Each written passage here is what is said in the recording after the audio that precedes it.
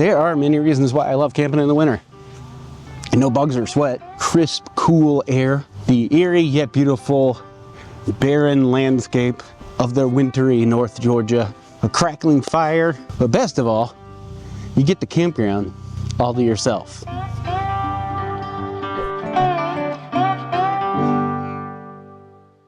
All right, for those of you who clicked on the video for an answer, I'm gonna put it right up front for you. A couple of things to consider when you're camping in the cold. One, layers. Super important, not just for your clothes, but for the rest of your equipment as well. You wanna make sure that you're layering up to control all the variables. Remember, you can't take off what you don't have. You can't put on what's not there. Two, the biggest enemy of heat is not the cold, it's your exposure to wind and moisture. Those things can rob you of heat quicker than anything. You can survive in colder temperatures if you're controlling the amount of wind you're exposed to and the amount of moisture you're exposed to. Again, goes for outside and for inside. And last but not least, when you're shopping for gear, you want to make sure that you're paying attention to those temperature ratings. Not all equipment is created equal, so make sure you look at it, especially with your sleeping bags. They'll be listed as 20-degree bag, but that might be 20-degree survival, and trust me, that does not for a good night's sleep make. If you appreciate me putting the answer right up front without any of the other BS, go ahead and hit that like button on your way out. I very much appreciate it, and we'll see you in the next video. For the rest of us, let's get into the nitty-gritty details. All right, before we get started into the main portion of this, real briefly talk about your clothes, because you're gonna be sitting at camp just as much as you're gonna be sleeping at camp. So bring layers. Think of it as your thermostat. You're controlling the heat, you're controlling the moisture, you're controlling your exposure to wind and the elements. So I've got axial block layers on underneath my clothes. I've got a bigger, heavier jacket and a windproof to put on top of that. Pretty simple. All right, we're gonna break this down into two sections: your shelter and your sleep system. Sleep system, something you'll hear in the camping world. It's just basically all the crap you sleep with. Pretty self-explanatory. The shelter is your tent, obviously. So we're gonna start there. Cold drink on a cold day. Your tent. Your shelter for the evening. Do as I say, not as I do. That is not a really good tent for super cold weather. This thing can handle most of it. It's got a few tricks up its sleeve, and we'll go into that. The most important thing, again, is layers. There's an inner tent and an outer tent. That little air barrier is going to be really helpful. In my case, I have a lot of mesh, as you can see.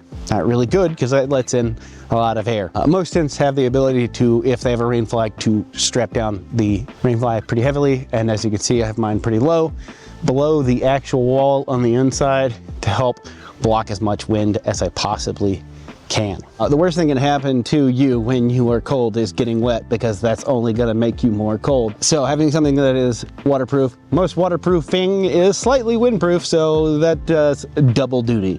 I know I said you wanna block wind, and that's true. You wanna keep wind out of here, but you don't wanna keep any of the hot air in. So as counterintuitive as it sounds, you wanna make sure you have good venting. Now mine has a giant vent right here. Bonus, this is at the very top of the tent, so all the hot air can come out. So even though it's going to be below freezing tonight, I'm gonna be leaving that open so all this hot air can get out. And the reason for that is if this hot air stays in here, yes, you're going to be warmer, but it's gonna hit the roof of this tent, get cold, and then condensate. And then, like I said, moisture, you wanna keep that out. So having good vents is paramount in staying comfortable in cold weather. Now, you don't have to go spend $600, $700 like I did. I mean, aside from the fact that it's cost a lot, it is a fantastic tent, and it's put up with a lot of abuse, and I don't take care of it. Most tents, 3-4 season, they're going to be just fine, as long as you take extra precaution to make sure you stay warm. I mean, tonight it's gonna be in the mid-20s, so I'll probably be a little chilly, but yeah, I've had worse. Now, before we get into the sleep system, I just want to take a moment and talk about where I'm at. Currently, I'm in Suches, which is in North Georgia. It's one of my favorite places to go. Specifically, we're at Two Wheels of Suches. Aside from the fact that it's been around since 1982, it also just happens to be at one of my favorite locations, centrally located in all the WMA lands that are up here, where there are hundreds and hundreds of miles of off-road. But there's also some really good street riding up here too. This is a great home base if you're going to be doing any of the riding that is worth doing in North Georgia. And the place is pretty awesome too. It is a campground in the sense that there are facilities, there are shower rooms, there's cabins for rent, there's a restaurant. If you're close enough to the restaurant, you can get Wi-Fi. The camping is open. It's pretty much wherever you want to be. And there's no like electricity or anything like that. It stayed open till the early 2000s. I think the gentleman passed away, and then it was unclaimed for several years, and then was bought up by the people who own it now. And they spent a lot of time and money cleaning it up, cleaning up the creek, adding the shower rooms, paving the entranceway, making the bridges, just cleaning this place up. All the photos that I could find of this place when it was Two's, it was pretty bare bones, not super kept up. And from what I could tell, it was a pretty rowdy place. But they've done a good job making this into a really nice spot. Like I said, it's one of my favorite places to go because it's all the things I love about camping and all the things I love about hotels, and none of the bad things of either one of those. Every time I've come up here, I've had a good experience, and I've really enjoyed myself. And it has a solid hold on the motorcycling community up here. So if you're ever in North Georgia and you're planning on riding some of these amazing roads, I'll leave a link to their site so you can check it out for yourself. All right, let's talk sleep system. Sleep system is sleeping bag, sleeping pad, pillow. It's what you sleep on. I'm doing kind of a no-no for winter camping, and that is this cot. Wind is bad. Wind pulls that heat away, so you want to make sure that you aren't getting it any cracks or crevices to pull heat away from you. Cots are really good for the summertime because all that breeze comes up from underneath it and pulls the heat away from your body, thus cooling you down. Into winter, you could see how that'd be a problem. My comfort is more important for a good night's sleep with my back and old body. So I use a cot. I stuff all my stuff underneath it. That helps a little bit. But another thing that helps is I've got my sleeping pad on top of it. And that sleeping pad is a barrier itself to shield myself from contact with cold or air in this case. And then I've got a sleeping bag that is rated for 20 degrees. Now this is important because this is the thing that can get most people when it comes to buying stuff for cold weather. While there is a regulation and a regulatory body that and a standard for how to grade camping equipment for thermal protection and warmth and things, there is no standardization for which one of those temperatures that they have to show.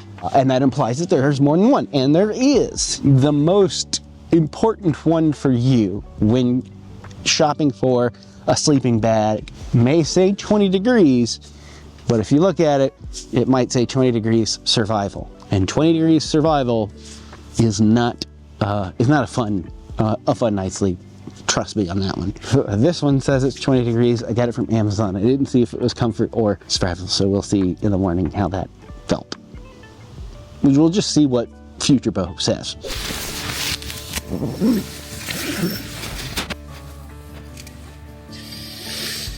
That was not a 20 degree bag. And don't make this mistake. Not sponsored or anything, but go and check out Photo Camp Nerd. Like, his whole thing is curating camping gear. Comfortable. The number that you want for a good night's sleep is the comfort setting. Another thing that you can do to help out with keeping yourself warm and toasty, it goes back to layering. I've got a bag liner. So that's good for just making sure you don't get oils and stuff all over the inside of your bag, makes it last longer, but it also can add barriers. They have cooling and warming. I've also got base layers, and if all else fails, I can throw on more clothes while I'm in there. Outside of that, you just want to make sure that you're doing things that keep control of those variables that we talked about. A fire is nice, especially if you're just sitting around. One, it's great for morale, cold or hot. But two, of course, radiant heat from it. Just be mindful not to put your tent too close so you get a flying ember and then you wake up and you got no tent anymore. A lot of people go, oh, it's too cold to camp, and they don't want to go out. And I say, that's not really a great excuse. I like it because I don't end up sweating, and I don't sleep very good when I'm sweating. So do those things. You'll have a good time. You'll stay nice and toasty, and hopefully you'll want to go camping more. Having a whole campground, like literally having a whole campground to yourself is a wild feeling. Like there is not a single person out here. You guys be safe, be kind. We'll see you next time. Happy camping. Stay toasty. It's gonna be so cold. I may have made a mistake.